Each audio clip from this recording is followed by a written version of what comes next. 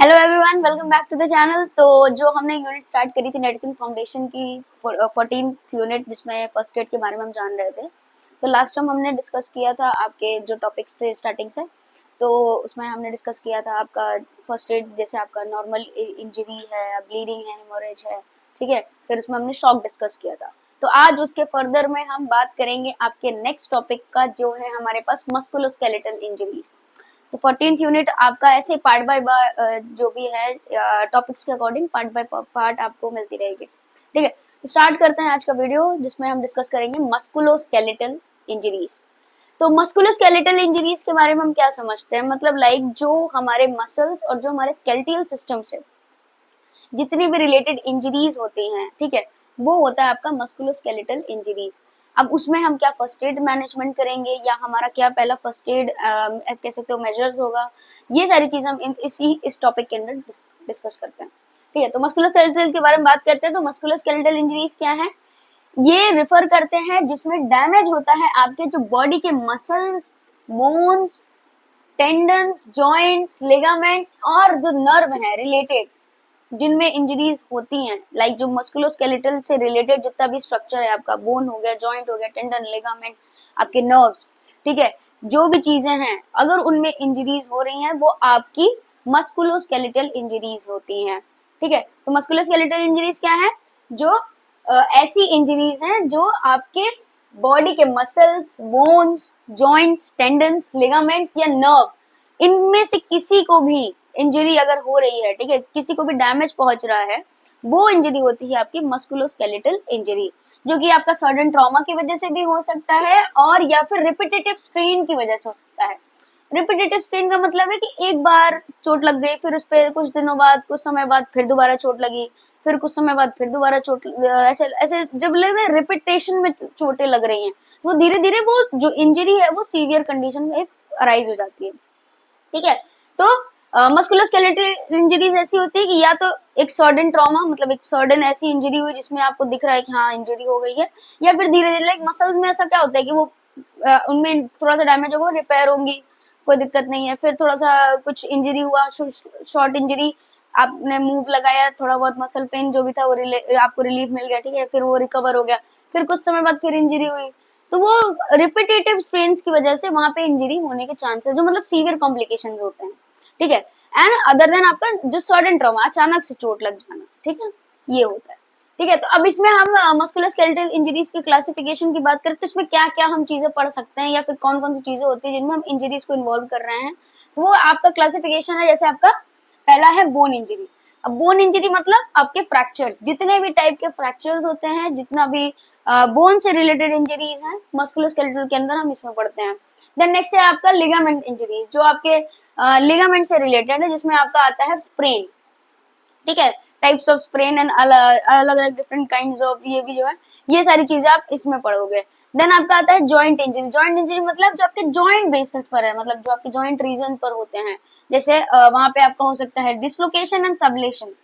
सबलैक्सेशन क्या होता है कि पहले डिसलोकेशन मतलब कि डिसलोकेट हो गया है, मतलब उसका लोकेशन ही चेंज हो गया है।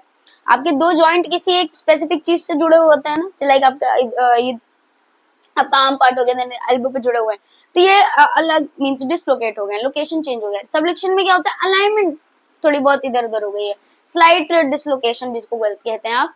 तो उसमें क्या होता है कि अलाइनमेंट आपका जो भी होता है वो मिसप्लेस हो जाती है, ठीक है।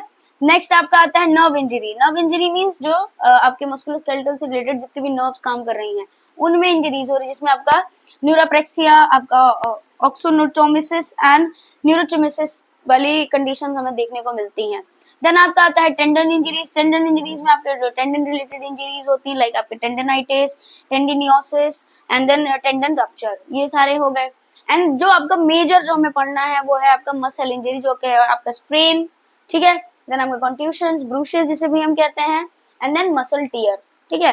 तो ये सारी चीजें हम मस्कुलोस्केलेटल में डिस्कस करेंगे, लाइक कि जैसे जो हमारे मस्कुलोस्केलेटल चीज से जैसे जुड़ी हुई हैं जो चीजें, उसमें हम कुछ कुछ चीजों को पढ़ते हैं, कुछ कुछ चीजों को लाइक होता है ना कि हाँ अरे कोई बात नहीं है, वो कर लेंगे। फिर इन चीजों को ऐसा ब्रीफ डिस्कशन आपके सिलेबस में अभी दिया नहीं है, लेकिन इन चीजों को हम आपको नॉर्मली एक ओवरव्यू कर दे रहे हैं। आपके मेजर जो सिलेबस में टॉपिक्स हैं वो आपके जॉइंट इंजरी, मतलब जिसमें आपका डिसलोकेशन आता है, देन आपका बोन इंजरी जिसमें आपका फ्रैक्चर एंड मसल इंजरीज हैं आपकी, ठीक है। तो आपके सिलेबस में अभी इतना है, तो इसके बारे में हम डिटेल में पढ़ेंगे, बाकी का हम आपको ओवरव्यू कर दे रहे हैं, ठीक है। तो ओवरव्यू में जैसे आपका लिगामेंट इंजरीज है, आपका स्प्रेन, ठीक है। स्प्रेन में क्या होता है कि जो आपके लिगामेंट्स होते हैं, आपके स्पेसिफिक पार्ट के जो आपके लिगामेंट्स हैं, उनमें जब इंजरी होती है तो उस कंडीशन को कहते हैं स्प्रेन, ठीक है। इंजरी कैसे हो सकती है, कोई ट्रॉमा, मतलब सडन ट्रॉमा, जैसे अचानक चोट लग जाना, कोई एक्सीडेंट डेंटल जैसे ट्रॉमास होते हैं, ठीक है। कभी कभी होता है ना कि आप कोई इंसिडेंट हो गया ऐसा कि हाँ लिगामेंट पे इंजरी क्रिएट हो गई है, ठीक है। या फिर आपका रिपीटेटिव एक्शन हो रहा है, ऐसा कुछ है, तो लिगामेंट धीरे धीरे वीक होता जाता है, लिगामेंट टियर हो जाता है, ठीक है। ये सारी चीजें होती है, तो आपका उसमें स्प्रेन आता है। देन नर्व इंजरीज आपका इतना डिटेल में नहीं, फिर भी न्यूरोप्रेक्सिया है आपका। इसमें क्या होता है कि जो नर्व्स हैं उसमें इंजरी क्रिएट होती है, लाइक कोई सडन ट्रॉमा या किसी इंजरी की वजह से, या कोई ऐसा कंडीशन जिसकी वजह से नर्व को चोट लग जाए, आपके जो नर्व्स काम कर रहे हैं मस्कुलोस्केलेटल में, उनमें। ऑक्सोनोटोमेसिस में क्या होता है कि आपके जो नर्व्स के एक्सॉन जो होते हैं ना, आपने नर्व का जब नर्व सेल पढ़ते हो आप, ठीक है, तो उसमें जो एक्सॉन होते हैं न्यूरॉन सेल्स में, तो एक्सॉन्स में क्या होता है कि इंजरी हो जाती है, जिसकी वजह से जो ट्रांसमिशन होता है वो डिस्टर्ब होता है, वो होता है ऑक्सोनोटोमेसिस। देन न्यूरोटोमेसिस में क्या होता है, न्यूरोटोमेसिस एक आपकी सीवियर नर्व इंजरी होती है, जिसमें पूरी नर्व ही आपकी क्या होता है डिस्ट्रक्ट हो जाती है किसी स्पेसिफाइड एरिया की। तो क्या होगा, वो सिग्नल नहीं भेजती है, वो डीजनरेट होना शुरू हो जाती है। Then same as tendon injuries में क्या होता है, टेंडिनाइटिस मींस आपका इन्फ्लेमेशन ऑफ टेंडन, जो भी आपके लाइक किसी इंजरी की वजह से वहां इन्फ्लेमेशन हो गया आपके टेंडन्स में, that is tendinitis. Then tendinosis, tendinosis में क्या होता है कि आपका जो भी जो आपके टेंडन से रिलेटेड जो आपके जॉइंट्स पे या फिर है, उसमें क्या होगा कि धीरे धीरे वो डीजनरेट स्टार्ट होगा। ये ज्यादातर आपको एजिंग में देखने को मिलेगा, मतलब जो आपके घर में बड़े जो बुजुर्ग हैं आपके, ठीक है, आपके दादा दादी, इनमें होगा, तो वो जो टेंडन होते हैं वो डीजनरेट हो जाते हैं। और अगर नॉर्मली आप अडल्ट में बात करो या बच्चों में बात करो, तो ये न्यूट्रिशन की वजह से हो सकता है, लाइक माल न्यूट्रिशन है तो वो डीजनरेशन स्टार्ट हो जाती है किसी स्पेसिफाइड रीजन की वजह से। देन टेंडन रप्चर, अब लाइक रप्चर हो गया उसमें, ठीक है, उसमें टियर आ गया है, कोई ऐसी स्पेसिफाइड सडन ट्रॉमा इंजरी उसमें जो अचानक से उसमें टियर आ गया है, ये हो गया, ठीक है। बाकी आपके जो मसल इंजरी है, बोन इंजरी है, एंड हम जो जॉइंट इंजरी के बारे में पढ़ेंगे वो हम ब्रीफली डिस्कस करते हैं। ओके, तो मस्कुलोस्केलेटल इंजरी में जो सबसे पहले आपका जो टॉपिक है सिलेबस के अकॉर्डिंग वो हम पढ़ते हैं, तो वो है आपका बोन इंजरी यानी कि फ्रैक्चर, ठीक है। तो फ्रैक्चर के बारे में लाइक हम सब जानते हैं कि हड्डी टूट गई, फ्रैक्चर हो गया, इतना जानते हैं बस, ठीक है। तो फ्रैक्चर के बारे में फर्स्ट एड बाद में पहले समझेंगे हम फ्रैक्चर क्या है, ठीक है। फ्रैक्चर क्या है कि एक टाइप की एक मतलब क्या होता है, बोन इंजरी होती है जिसमें बोन में कोई ब्रेक आ जाना या क्रैक हो जाना इज कॉल्ड फ्रैक्चर। मतलब लाइक आपकी जो हड्डी है, ठीक है, उसमें या तो ब्रेक आ जाना किसी इंजरी ट्रॉमा की वजह से, या फिर उसमें क्रैक्स आ जाना, ठीक है, वो होता है आपका fracture. Fracture is a break और a crack in a bone usually caused by trauma, मतलब आपकी किसी टाइप की इंजरी है, प्रेशर की वजह से, या फिर आपके जो बोन की कंडीशन है वो बहुत वीक है, वीक एंड बोन कंडीशन की वजह से। तो आपके बोन में जो भी लाइक ब्रेक आ रहा है या फिर क्रैक्स आ रहे हैं या जो भी इंजरी कॉज हो रही है, दैट इज फ्रैक्चर, ठीक है। अब क्लासिफिकेशन कॉमनली जो फ्रैक्चर के बारे में हम पढ़ते हैं, ज्यादा हम डीप में नहीं जाएंगे, कॉमनली हमारे पास 10 हैं जिसके बारे में हम डिस्कस करते हैं। तो वो है पहला आपका सिंपल फ्रैक्चर। सिंपल फ्रैक्चर को हम क्लोज्ड फ्रैक्चर भी कहते हैं। तो सिंपल फ्रैक्चर का मतलब क्या है कि जो फ्रैक्चर होता है वो आपके बोन, मतलब जो आपकी स्किन होती है, जो बोन होती है वो स्किन में ही रहती, मतलब स्किन को कोई कहते हो आप इंजरी नहीं पहुंचाती, मतलब लाइक ये आपकी स्किन है, ये आपकी बोन है, तो फ्रैक्चर अंदर ही होगा, ठीक है। आपको बाहर से स्किन में कुछ नजर नहीं आएगा कि अंदर फ्रैक्चर हो गया है, ठीक है। आपको बाहर की स्किन की इंटीग्रिटी, मतलब आपकी स्किन की इंटीग्रिटी आपको कुछ पता नहीं चलेगा। आपकी जो हड्डी टूटेगी या जो फ्रैक्चर क्रिएट होगा वो आपके स्किन के अंदर ही रहेगा, मीन्स आपके बॉडी स्किन इंटीग्रिटी के अंदर ही रहेगा, आपको पता नहीं चलेगा बाहर से, ठीक है। तो bone is broken but skin is intact, मतलब जो आपकी स्किन की लेयर है वो इंटैक्ट रहेगी, और जो आपकी बोन है उसमें फ्रैक्चर अंदर से हमें देखने को मिलेगा, ठीक है। अब नेक्स्ट जो आपका है आप compound fracture. Compound fracture means open fracture, इसको कहते हैं ओपन फ्रैक्चर। इसमें क्या होता है, bone pox out of skin integrity. मतलब क्या है कि जो आपकी बोन अंदर है, ठीक है, वो स्किन इंटीग्रिटी को तोड़ के, मीन्स आप कह सकते हो आपके स्किन इंटीग्रिटी को डिस्टर्ब करके वो जो फ्रैक्चर क्रिएट होगा वो बाहर आ जाते हैं, जिसमें आपको ब्लीडिंग या वुंड ये सारी चीजें हमें देखने को मिलती हैं। समझ में आ रहा है? पहले क्या होता है कि आपका जो फ्रैक्चर क्रिएट हो रहा था उसमें स्किन इंटीग्रिटी को कोई नुकसान नहीं हो रहा था, वो आपकी स्किन इंटीग्रिटी के अंदर ही फ्रैक्चर हो रहा था, आपको पता नहीं चल रहा था।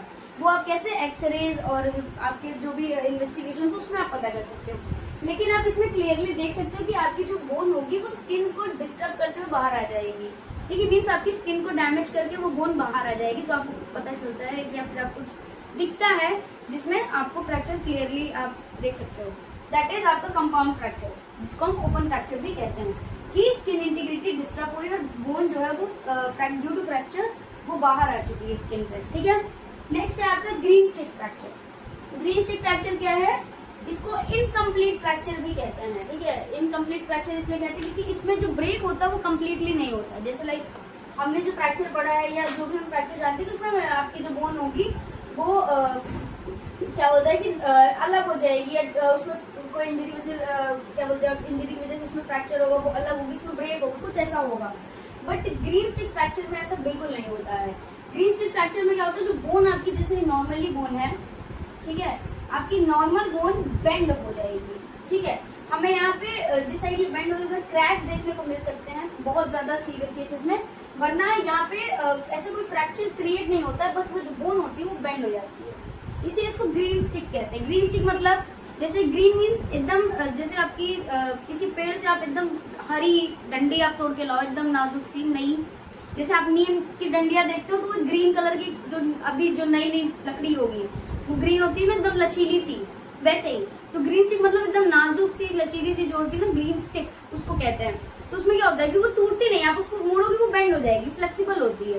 तो वैसा ही होता है ग्रीन स्टिक में। क्या होता है कि जो फ्रैक्चर होगा वो उसमें क्या होगा, बोन आपकी बेंड हो जाएगी बट उसमें कोई ब्रेकेज नहीं होगा। ये हमें कॉमनली बच्चों में देखने को मिलता है। बच्चों में क्यों, क्योंकि बच्चों की जो भी बोन्स होती हैं वो बहुत ज्यादा फ्रजाइल होती है, मतलब नाजुक होती है, वो इतनी अच्छी डेवलप या आप कह सकते हैं इतना कंपाउंड या ठोस उसमें मजबूती नहीं आती है अभी, ठीक है, वो फ्रजाइल होती है, नाजुक होती है, इस वजह से उनमें फ्रैक्चर नहीं होता, वो बेंड हो जाती है। तो that is called as green stick fracture. मतलब जैसे आप लकड़ी का एग्जाम्पल है कि वो नाजुक सी लकड़ी होती है, ग्रीन कलर की आप देखते हो, नीम की आप बहुत कॉमनली नीम में देख सकते हो, और वो आप बेंड करोगे तो बेंड हो जाएगी, टूटेगी नहीं, that is green stick fracture, ठीक है। इसमें बोन जो होगा वो बेंड हो जाता है, ठीक है, आप मेजर केसेस में क्रैक देख सकते हो जो अपोजिट साइड में होगा, बट वो ब्रेक नहीं होती है, ठीक है, दैट इज दिस। नेक्स्ट है आपका ट्रांसवर्स फ्रैक्चर। ट्रांसवर्स फ्रैक्चर में क्या होगा, जो भी बोन है आपकी उसमें आपको सीधा एक स्ट्रेट लाइन में फ्रैक्चर देखने को मिलेगा, ठीक है। मतलब आपकी लाइक जो बोन है उसमें एक सीधा स्ट्रेट फ्रैक्चर आपको देखने, मतलब आपका होता है ना कि अपार्ट हो गया आपका जो भी बोन है, वो एक मीन्स दो पार्ट में वो एक स्ट्रेट लाइन में फ्रैक्चर क्रिएट हुआ है बीच में, ठीक है, ये होता है। देन आपका होता है स्पाइरल फ्रैक्चर। स्पाइरल फ्रैक्चर में क्या होता है कि जो बोन है वो स्पाइरल तरीके से, मीन्स उसमें एक स्पाइरल इंजरी हुई है, स्पाइरल तरीके से उसमें ब्रेकेज आता है। लाइक जैसे आपका ये बोन है, आप यहाँ पे डायग्राम में, वो स्पाइरल मीन्स एक ऐसे स्पाइरल तरीके से उसमें ट्विस्ट की वजह से लाइक होता है, कुछ इंजरीज कंडीशन ऐसी होती है जिसमें बोन ट्विस्ट हो जाती है और स्पाइरल फ्रैक्चर हमें देखने को मिलता है, ठीक है। Bone breaks in a spiral और ट्विस्टिंग फॉर्म। नेक्स्ट है आपका ऑब्लिक फ्रैक्चर। ऑब्लिक फ्रैक्चर में क्या होता है कि जो फ्रैक्चर हमें जैसे यहाँ पे सीधी लाइन में देखने को मिल रही है, यहाँ पर हमें एक डायगोनल फॉर्म में देखने को मिलेगी, मतलब एक डायगोनल लाइन में हमें फ्रैक्चर देखने को मिलेगा बोन में, ठीक है। मतलब बोन जब टूट रही होती है, फिर जो फ्रैक्चर क्रिएट हो रहा होता है वो एक डायगोनल फॉर्म में होती है, बोन ब्रेक्स डायगोनली, वो होता है आपका ऑब्लिक फ्रैक्चर। देन नेक्स्ट आता है आपका कंप्रेशन फ्रैक्चर। कंप्रेशन फ्रैक्चर में क्या होता है, जब बहुत ज्यादा प्रेशर लगता है या बहुत ज्यादा मीन्स कह सकते हैं ऐसी कोई इंजरी हो जिसमें प्रेशर बहुत ज्यादा है, उसकी वजह से क्या होता है, जो बोन होती है वो क्रश हो जाती है। क्रश मीन्स आपको जैसे होता है ना कि क्रश करना मीन्स आपको एकदम टूट के एकदम चूड़ा बन जाना, ठीक है, आप बोलते हो ना कि एकदम चूर चूर हो गया है, वैसा होता है आपका क्रश फ्रैक्चर। जो बोन होती है, इंजरी जो कॉज होती है उसमें, तो उसमें जो बोन का जो भी आपका टिश्यू होता है वो एकदम क्रश हो जाता है, दैट इज आपका कंप्रेशन, मतलब किसी हैवी प्रेशर की वजह से वो बोन जो था वो क्रश हो चुका है, दैट इज मींस एक पाउडर फॉर्म क्रिएट हो जाता है, वो होता है आपका compression fracture. Then next is communicated fracture. Communicated fracture में क्या होगा, कम्युनिकेटेड फ्रैक्चर में कि यहाँ पे हमें फ्रेगमेंट्स देखने को मिलते हैं, मतलब बोन में कई टुकड़े मींस टुकड़े हमें देखने को मिलते हैं, फ्रेगमेंट्स फॉर्म हो जाते हैं, टूटा है और वो कुछ पार्ट में या कुछ टुकड़ों में हमें देखने को मिलता है, जो कि 2 या फिर 2 से ज्यादा, मतलब 2 या 2 से ज्यादा हमें देखने को मिलता है, जिसमें पीसेस फॉर्म हो जाते हैं, ठीक है, वो होता है आपका फ्रेगमेंट फ्रैक्चर। देन नेक्स्ट है आपका सेगमेंटल फ्रैक्चर। सेगमेंटल फ्रैक्चर में क्या है कि सेगमेंट में टूट रहा है, ये आपका सेगमेंट मतलब पार्ट में, जैसे हम मैथ में पढ़ते हैं कि आपका ये सेगमेंट है, आपका ये आपका एक सेगमेंट है, ये आपका बी सेगमेंट है, ये आपका सी सेगमेंट है, ऐसे पढ़ते हो ना आप, तो वैसे ही बोन में क्या होता है कि सेगमेंट मतलब आपका एक सेक्शन ये बन गया, एक सेक्शन ये बन गया, एक सेक्शन ये बन गया, जिसमें हमें फ्रैक्चर देखने को मिलता है, मतलब हमें सेगमेंट मिलते हैं, मतलब टुकड़े मिलते हैं, 1 2 3 हमने जोड़ा और वो बोन कंप्लीट, ऐसा हमें सेगमेंटल फ्रैक्चर में देखने को मिलता है। कम्युनिकेटेड में क्या होता है कि हमें पार्ट मींस पीसेस मिलते हैं और इसमें हमें सेगमेंट मिलते हैं, ठीक है। देन आपका आता है एवल्जन फ्रैक्चर। एवल्जन फ्रैक्चर में क्या होता है कि जो बोन के आपके हेड एंड या आपके जो बोन के एंड में, आपके स्टार्टिंग में या फिर एंड में जो भी आपके टेंडन या लिगामेंट अटैच होते हैं आपके बोन से, उनमें जब कोई इंजरी हो या प्रेशर की वजह से या कोई ट्रॉमा ऐसा कुछ हो, तो वो क्या करते हैं कि जो हेड होता है जो बोन का, ठीक है, उसको डिस्टर्ब करके मींस टुकड़े में आप कह सकते हो अलग करते हैं, that is avulsion fracture. Avulsion fracture में क्या होता है, लाइक आपकी ये बोन है और ये इसका हेड था, लेकिन फ्रैक्चर में क्या होता है कि ये हेड इसी से अलग हो जाता है और इसमें आपको लिगामेंट या टेंडन देखने को मिलता है, that is avulsion fracture. Avulsion fracture में क्या होगा, बोन ब्रेक्स नियर टेंडर और ligament by pulling apart a small piece of bone, मतलब एक स्मॉल पीस, वो टेंडन या लिगामेंट उस स्मॉल पीस को तोड़ते हुए निकलता है, दैट इज आपका अवल्जन फ्रैक्चर। ये ज्यादातर आपके इंटरनल ही होते हैं, आप देख नहीं पाते हो, ये इन्वेस्टिगेशन में ही दिखता है, ठीक है। This is all about fracture.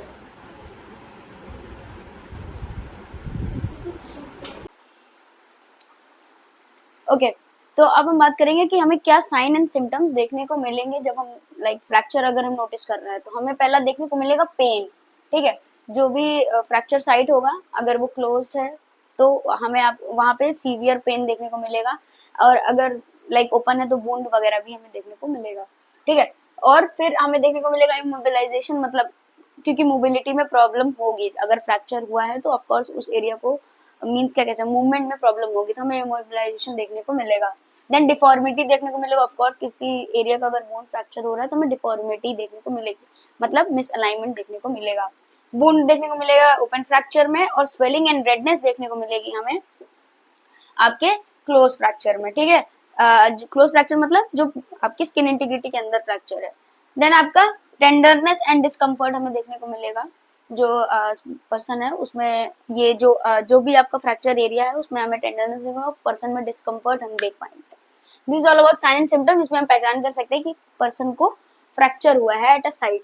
अब हमारा जो मेजर है कि हम फर्स्ट एड क्या अप्लाई करेंगे, हमारा पहला ऐसा क्या स्टेप होगा जिसमें हम फ्रैक्चर को मींस जो आगे कॉम्प्लिकेशंस हैं फ्रैक्चर के वो रोक सकें एंड पर्सन को अभी रिलीफ प्रोवाइड कर सकें।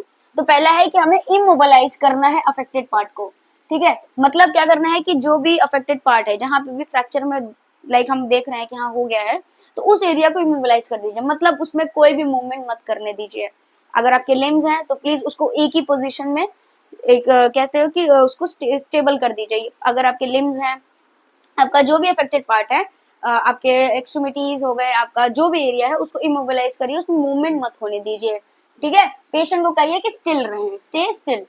फिर उस अफेक्टेड पार्ट पे सपोर्ट प्रोवाइड करिए। सपोर्ट प्रोवाइड करिए मतलब एक प्रॉपर एक अलाइनमेंट आप दीजिए, अगर लाइक हो सकता है कि तो आप पेशेंट को लिटा दीजिए, उस अफेक्टेड पार्ट को प्रॉपरली एक सपोर्ट प्रोवाइड करिए। सपोर्ट कैसे प्रोवाइड करेंगे, आप स्टेबलाइज करिए स्प्लिंट से, स्प्लिंट आप अप्लाई करिए। स्प्लिंट आप कॉटन से भी मीन्स आपके जो क्लॉथ मटेरियल होते हैं उनसे भी बना सकते हैं, किसी स्टिक से भी बना सकते हैं, या कोई आपका जो ठोस कोई आपका है कि हाँ आप अलाइनमेंट कर सकते हो, ठीक है, उसको आप अप्लाई करके स्प्लिंट आप वो अप्लाई करिए पेशेंट के ऊपर, ठीक है, उस एरिया को स्टेबलाइज करिए।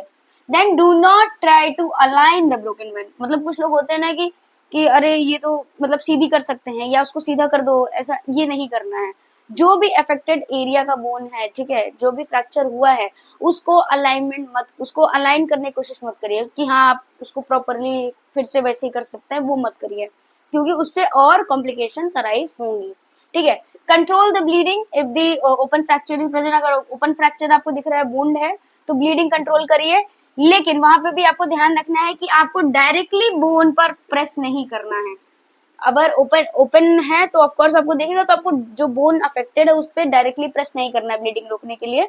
आपको सराउंडिंग के एरिया में आपको प्रेशर अप्लाई करना और ब्लीडिंग को रोकना है, जो कि आप गेज से कर सकते हो। क्लोज फ्रैक्चर में ऑफ कोर्स आपको तो पता नहीं है, लेकिन वहां पर रेडनेस एंड स्वेलिंग तुरंत स्टार्ट हो जाती है, तो आपको क्या करना है, आइस पैक या फिर ice in cloth. Ice pack और आइस इन क्लोथ इसलिए बोला जाता है कि डायरेक्टली आइस नहीं अप्लाई करनी, डायरेक्टली बर्फ अप्लाई नहीं करनी है। आइस पैक्स का इस्तेमाल करिए या फिर आइस आप एक कॉटन के क्लोथ में लेके रैप करके उस एरिया पर आप लगाइए, तो उससे क्या होगा, आपका पेन कम होगा और स्वेलिंग भी कम होगी। ठीक है, एलिवेट कर दीजिए साइड को अगर पॉसिबल है, और अगर पॉसिबल नहीं है तो कोई बात नहीं, लेकिन जो भी साइड अगर लाइक एक्सट्रीमिटीज है आपके हैं, हेड एंड नेक, ठीक है, आपका जो भी हेड एंड नेक का फ्रैक्चर है उसमें आप उसमें कोई मूवमेंट मत करिए, बाकी अदर आप जो भी आपको लगता है तो उसको उस पार्ट को एलिवेट कर दीजिए। ठीक है, वो स्पाइनल हेड या फिर पेल्विस फ्रैक्चर में कभी भी पेशेंट को खाने को या फिर कुछ भी पीने के लिए नहीं देना है, क्योंकि उससे कॉम्प्लिकेशंस अराइज होंगी। हेड, नेक या स्पाइनल या फिर आपके जो भी क्या बोलते हैं पेल्विस एरिया का रीजन का फ्रैक्चर होता है, उसमें आपको पेशेंट को खाने या पीने के लिए नहीं देना होता है। कॉल फॉर इमरजेंसी, तो ऑफ कोर्स फ्रैक्चर के लिए अब एक मेजर कंडीशन है जिसमें आपको असिस्टेंस नीड है, और आप प्लीज मेडिकल एडवाइस या फिर मेडिकल सपोर्ट के लिए कॉल करें। ठीक है, देन नेक्स्ट हम डिस्कस करेंगे आपका डिसलोकेशन। ओके, तो नेक्स्ट जो हमारे पास टॉपिक है वो है डिसलोकेशन। तो डिसलोकेशन आपका एक जॉइंट इंजरी है जिसमें हम डिस्कस करेंगे डिसलोकेशन क्या है। तो डिसलोकेशन जैसे हम जानते हैं कि लोकेशन से शिफ्ट हो जाना, मतलब जब आपके जॉइंट्स पर दो बोन मिलते हैं, ठीक है, एक जॉइंट एरिया होता है जिसमें दो बोन अटैच होते हैं, तो वहां से स्पेसिफिकली किसी इंजरी या कि ट्रॉमा या कोई कोई भी किसी भी काइंड ऑफ आपका जो भी लाइक फॉल हो सकता है, कोलिजन जो भी है कॉज है, उसकी वजह से जो आपका बोन है वो डिसलोकेट हो जाए उस जॉइंट के एरिया से, या मतलब जो स्पेसिफाइड एरिया है उससे डिसलोकेट हो जाए, मतलब उसकी लोकेशन चेंज हो जाए, वो होता है आपका डिसलोकेशन। बोन में कोई प्रॉब्लम नहीं आ रही, उसमें कोई इंजरी नहीं है, अगर इंजरी आ रही तो फ्रैक्चर है, लेकिन अगर वो एरिया से डिसलोकेट हो रहा है तो वो आपका डिसलोकेशन है। ठीक है, तो dislocation occurs when a bone is forced out of normal position, मतलब जो उसकी नॉर्मल पोजीशन थी जहां पे वो एट अ जॉइंट, ठीक है, वहां से जब वो फोर्स्ड आउट, मतलब किसी इंजरी ट्रॉमा मतलब फोर्स्ड आउट हुआ है, वहां से डिसलोकेट हो गया, दैट इज डिसलोकेशन, जो कि आपका ट्रॉमा, फॉल, कोलिजन एक्सेट्रा इन सारे कॉजेस की वजह से हो सकता है। कॉमन साइट ऑफ डिसलोकेशन आपके क्या क्या है जो कॉमनली हमें देखने को मिलते हैं, जहाँ डिसलोकेशन बहुत कॉमन है। पहला है आपका शोल्डर, जो कि बहुत ज्यादा कॉमन है, मतलब मोस्ट कॉमन है कि शोल्डर ज्यादातर हमें केसेस मिलते हैं कि जिसमें शोल्डर डिसलोकेशन देखने को मिलता है। देन फिंगर्स में डिसलोकेशन हो सकता है, एल्बो में हो सकता है, आपके एल्बो जॉइंट्स पर, देन आपका नी जॉइंट हो गया, देन आपका हिप हिप के एरिया में, एंड देन आपके जॉस में, यहाँ पे डिसलोकेशन हमें देखने को मिलता है, कॉमन साइड से ही। देन साइन एंड सिम्टम हम कैसे पहचानेंगे कि डिसलोकेशन ही है, तो हमें विजिबल डिफॉर्मिटी देखने को मिलेगी, मतलब ऑफ कोर्स जब कोई एरिया का लाइक आपका एल्बो एरिया है तो आपके जो भी बोन है वो डिसलोकेट होंगे, तो ऑफ कोर्स आपको डिफॉर्मिटी देखने को मिलेगी। ठीक है, तो डिफॉर्मिटी हमें देखने को मिलेगी, वहां पे पेन मिलेगा, of course dislocation will cause severe pain. Then swelling हमें देखने को, क्योंकि तुरंत जैसे ही ये इंजरी अकर होती है आपका स्वेलिंग एंड पेन तुरंत स्टार्ट हो जाता है, तो स्वेलिंग देखने को मिलेगी। नंबनेस या टिंगलिंग हमें मींस सेंसेशंस देखने को मिलेंगे, क्यों, क्योंकि वहां के जो भी नर्व्स एरिया है, जो नर्व्स हैं, जो नर्व सेल्स हैं, उसमें भी कहीं ना कहीं आपका डिस्ट्रक्शन होता है, उनकी लोकेशन में चेंज आता है, इसकी वजह से वहां के एरिया में हमें नंबनेस एंड टिंगलिंग सेंसेशन भी देखने को मिलता है अगर नर्व को लाइक कोई डैमेज हुआ है तो। देन आपका ब्रूशेस एंड डिस्कलरेशन भी हमें देखने को मिलता है, डिसलोकेशन में ब्रूशेस या फिर डिस्कलरेशन, वो एरिया रेडनेस आपका हो सकता है, पेलनेस अराइज हो सकती है, ब्लूइश कलरेशन हो सकता है, तो वो हमें देखने को मिलता है। लिमिटेड मूवमेंट होगा या फिर नो मूवमेंट होगा, मतलब या तो मूवमेंट बहुत लिमिट हो जाएगा या फिर मूवमेंट होगा ही नहीं, वो होता है आपका डिसलोकेशन। देन आपका है कि फर्स्ट एड आप डिसलोकेशन में क्या अप्लाई करोगे। जो मेजर इस टॉपिक का पॉइंट है वो है कि फर्स्ट एड में हमें देखना है कि पहले जो आपका एरिया है उसको आपको रीलोकेट करने की कोशिश नहीं करनी है। मतलब कुछ लोग होते हैं ना, डिसलोकेट ही तो हुआ है वापस से कर देंगे पोजीशन पे, ये नहीं करना है। क्यों? क्योंकि उससे क्या होगा, आप जब ये करोगे तो आपके जो भी नर्व्स हैं, टिश्यूज हैं एंड ब्लड वेसल्स है उसमें डैमेज होने के चांसेस हैं। इसीलिए डिसलोकेशन में आपको जो पहला काम नहीं करना है वो है कि रीलोकेट करने की कोशिश नहीं करनी है, ठीक है। वो मेडिकल असिस्टेंस आप ही लेके तभी आप ऐसा कुछ करें, ठीक है। देन आपको क्या करना है, सबसे पहले इमोबिलाइज करना है। आपके जो भी जॉइंट डिसलोकेट हुआ है उसको आपको इमोबिलाइज मींस उसकी मोबिलिटी एकदम लिमिट कर देनी है, बंद कर देनी है। इमोबिलाइज करना है किसकी मदद से, स्प्लिंट की मदद से या फिर स्प्लिंग की मदद से, ठीक है। देन नेक्स्ट है आपको, अब आपको आइस पैक या फिर कह सकते हो आप, जैसे हमने बात करी कि क्लॉथेनाइज आप करके अप्लाई करिए ताकि आपके जो पेन एंड स्वेलिंग है वो कम हो जाए। देन आपका है किसी भी काइंड ऑफ मूवमेंट आपको नहीं करना है साइड पर, कोई भी हिसाब का मूवमेंट आपको नहीं करने देना है, क्योंकि मूवमेंट से क्या होगा, वो हो सकता है उसमें कहीं ना कहीं टिश्यू डैमेज या फिर नर्व डैमेज होने के चांसेस बढ़ जाएं। एंड तुरंत आपको मेडिकल सपोर्ट या फिर मेडिकल एडवाइस आपको लेनी है, ठीक है, असिस्टेंस लेनी है ताकि वो उनके मेडिकल कंडीशन के अकॉर्डिंग वो उसको रिलोकेट करेंगे, स्पेसिफिकली टाइम पीरियड के हिसाब से करेंगे, ठीक है। उसका अलग एक ट्रीटमेंट का प्लान होता है, ठीक है। तो ये चीजें आपको ध्यान में रखनी है for first aid of dislocation. Okay, जो नेक्स्ट आपका टॉपिक है वो है मसल इंजरीज। तो मसल इंजरीज में आपका क्या है कि जो भी आपके रिलेटेड मसल है, ठीक है, मस्कुलोस्केलेटल में, उसमें जो भी इंजरीज हो रही हैं वो आपकी आती है मसल इंजरीज में, ठीक है। तो मसल इंजरी क्या है कि आपके मसल फाइबर्स या आपके एसोसिएटेड टेंडन्स जो होते हैं, ठीक है, उनमें अगर कुछ डैमेज हो रहा है रिपीटेटिव स्ट्रेन की वजह से या फिर ट्रॉमा की वजह से, मतलब ट्रॉमा मींस इंजरी की वजह से, और रिपीटेटिव मतलब बार बार चोट लगना, जैसे हमने मतलब ना एक बार चोट लगी मसल ब्रेक हुई, फिर मसल थोड़ी रिपेयर हो गई, ठीक है, फिर कुछ समय बाद या कुछ दिन बाद फिर वापस से उसी मसल पे इंजरी हुई, ठीक है। तो उससे क्या होगा, रिपीटेटिव एक्शन की वजह से वो मसल फिर काफी ज्यादा सीवियर कंडीशन में इंजर्ड हो जाती है। एंड ट्रॉमा जो डायरेक्टली मसल इंजरी क्रिएट हो रही है। तो मसल इंजरी में क्या हो रहा है कि जो आपके मसल फाइबर्स हैं और जो एसोसिएटेड टेंडन्स है, जब उनमें इंजरी होती है तो वो कहाँ ग्रीड की जाती हैं, मसल इंजरीज में। तो इसमें आपके 3 टाइप की इंजरीज आपकी होती है, एक स्ट्रेन होता है, कंट्यूशन होता है एंड मसल टियर भी होता है, ठीक है, ये होता है। एंड आपका अभी न्यूली एडेड है 4th पार्ट है वो है क्रैम्प्स, ठीक है, आपका क्रैम्प भी एडेड हुआ है। तो स्ट्रेन के बारे में अगर हम समझे तो स्ट्रेन क्या है, पुल्ड मसल्स। पुल्ड मसल्स का मतलब क्या है कि स्ट्रेन क्या है, मसल एक ऐसे टाइप की मसल इंजरी जिसमें जो मसल है या फिर जो आपके रिलेटेड टेंडन्स है उस साइड के, वो उसमें आपके तो खिंचाव आ जाता है, ठीक है। उनमें एक ऐसी इंजरी होती है जिसमें वो टेयर हो जाती है, खिंचाव, जैसे कुछ आप मतलब पेपर लो और आप अगर पुल करोगे तो वो टेयर हो जाएंगी, मीन्स वो फट जाएगा ना। तो मसल के साथ या टेंडन के साथ भी यही होता है कि खिंचाव की वजह से वो फट जाती है, वो टेयर आउट हो जाती हैं, ठीक है। टेयरिंग ऑफ फाइबर्स और टेंडन्स, मसल फाइबर में टेयरिंग हो जाती है या फिर टेंडन्स में, ये 1, 2 एंड 3 ग्रेड्स में होती हैं, ठीक है। 1 मतलब हाँ ठीक है माइल्ड है, फिर सेकंड वाले ग्रेड में है कि मॉडरेट है, और थर्ड है मतलब सीवियर इंजरी है, सीवियर स्ट्रेन है, जिसमें क्या होता है जब सीवियर होता है तो लॉस इन फंक्शन हो जाता है एंड स्ट्रेंथ होता है। मतलब जो भी रिलेटेड मसल में इंजरी हुई है या फिर टेंडन में हुई है, जब उसमें टेयरिंग हो जाती है तो उसमें जो भी उसका फंक्शन था या फिर जो उसका स्ट्रेंथ था, जो एक होता है ना स्ट्रेंथ कैपेसिटी, वो खत्म हो जाती है, उसमें वो लूज कर जाती है, दैट इज स्ट्रेन, ठीक है। देन आपका नेक्स्ट आता है कंट्यूशन। कंट्यूशन क्या है, एक ब्रूशेस, इसको ब्रूशेस भी कहते हैं। ये इंजरी तब होती है लाइक आपको जब डायरेक्टली कोई फोर्स पड़ गया हो, ठीक है, जैसे आप बैट एंड बॉल खेलो और अचानक से बॉल लग गई, तो वो जो रिलेटेड एरिया है, जो आपकी साइट पर बॉल लगी है, उस एरिया के मसल्स पे जो इंजरी हुई है वो होता है आपका कंट्यूशन। कंट्यूशन में आप लाइक जो ब्रूशेस में क्या देखते हो कि जो भी वहां के रिलेटेड मसल हैं, टिश्यूज हैं या फिर जो ब्लड वेसल, जो कैपिलरीज प्रेजेंट हैं, उसमें क्या होता है, आपका डैमेज हो जाता है, इंजरी हो जाती है। क्यों? क्योंकि डायरेक्ट इम्पैक्ट या डायरेक्ट ब्लो की वजह से डैमेज हुआ, मतलब डायरेक्टली एक फोर्स की वजह से वो जो एरिया का muscle tissue blood vessel capillaries थी वो क्या होता है, इंजर्ड हो गई है, वो होता है आपका कंट्यूशन या फिर ब्रूशेस।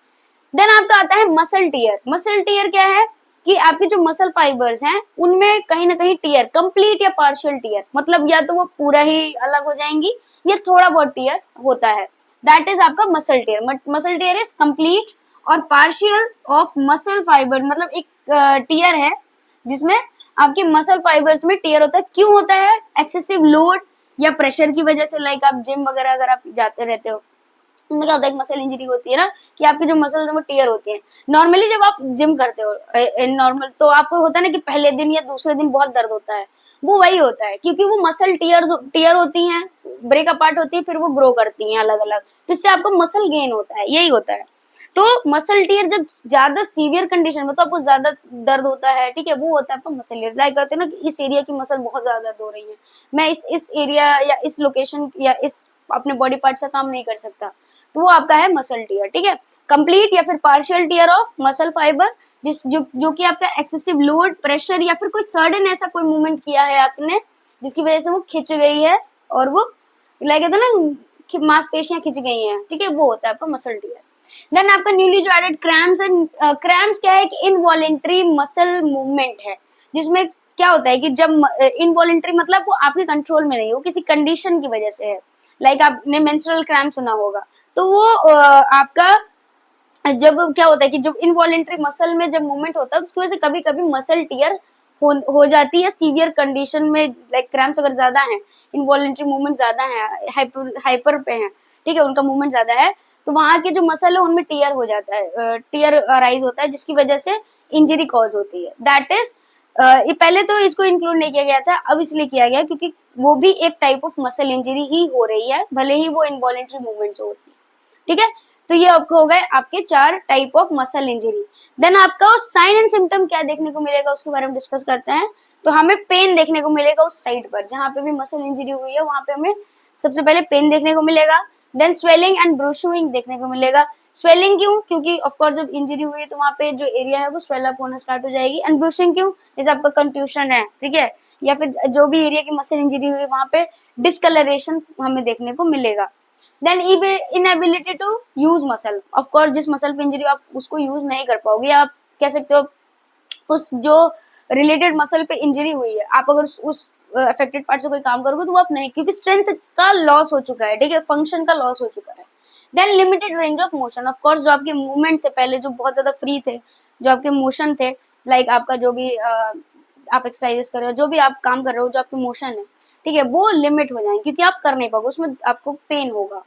देन आपका नेक्स्ट आता है first aid of muscle injury, मतलब अगर आपको मसल इंजरी हुई तो आपको क्या करना है, आप क्या फर्स्ट एड अप्लाई करोगे। तो ये बहुत नॉर्मल है, सभी को ऑलमोस्ट होती रहती है, तो आपको ये पता होना चाहिए कि फर्स्ट एड क्या करते हैं, ठीक है। तो ये इसका जो है वो है आपका एक निमोनिक है राइस। राइस एक बहुत शॉर्ट सिंपल निमोनिक जिसमें आप मसल इंजरी आप खुद से आप अपना फर्स्ट एड अप्लाई कर सकते हो, ट्रीट कर सकते हो।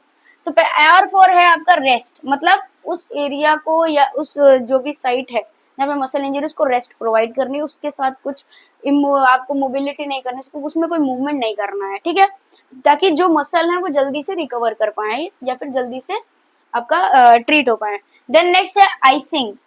आई फॉर आइस, मतलब आइसिंग करनी, मतलब जैसा हमें बताया ना कि आइस पैक्स लगाने हैं, उससे क्या होगा, स्वेलिंग रिड्यूस होगी, तो मसल में थोड़ा सा रिलैक्सेशन आएगा, आपका पेन भी नहीं होगा, ठीक है, आपको आइसिंग करनी है।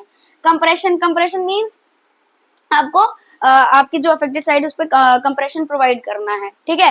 एंड देन आपका आता है कि एलिवेशन, एलिवेट करके रखना है आपके अफेक्टेड साइड को ताकि उसमें जल्दी रिकवरी हो। और आप क्या कर सकते हो मसल इंजरी में, आप कर सकते हो फिजिकल थेरेपी। फिजिकल थेरेपी मतलब आपका जो भी अफेक्टेड पार्ट है उस पर आप मसाज कर सकते हैं, जैसे लोग करते हैं ना कि अरे ठीक है अभी थोड़ा सा मसाज करेंगे दर्द सही हो जाएगा, मूव वगैरह आप लगाते हो ना जब आपको पेन होता है मसल पेन, तो ये सारी चीजें कि आपको एक फिजिकल थेरेपी अप्लाई करनी है, मतलब मसाज करना है, या आप बहुत लोग अलग अलग पैडिंग सिस्टम यूज करते हैं, ठीक है, तो वो आप कर सकते हैं। एंड पेन के लिए आप क्या कर सकते हैं, पेन रिलीवर्स। पेन रिलीवर्स जैसे हमने मूव की बात करी, वो पेन ऑइंटमेंट्स होते हैं, ठीक है, आप पेन रिलीवर्स आपके एनाल्जेसिक्स आप ले सकते हो, एनएसएड्स, ठीक है, तो ये आप अप्लाई कर सकते हो एज इन फर्स्ट एड, ठीक है। अगर सीवियर कंडीशन आपको अराइज हो रही है कि हाँ आपसे नहीं ट्रीट हो रहा है या फिर आपको लग रहा है कि बहुत सीवियर है, इसको आपको कंसल्ट करना चाहिए, तो ऑफकोर्स प्लीज डॉक्टर के पास कंसल्टेशन के लिए जरूर जाएं, आप उसको ट्रीट करें, ठीक है। So this is all about आज के टॉपिक का, जिसमें हमने डिस्कस किया आपका fracture, dislocation and muscle injuries, ठीक है, जो कि आपका ऑल ओवर मस्कुलोस्केलेटल इंजरीज में आता है। नेक्स्ट हम बात करेंगे आपके जो फर्दर के टॉपिक्स हैं अगले वीडियो में। मिलते हैं नेक्स्ट वीडियो में।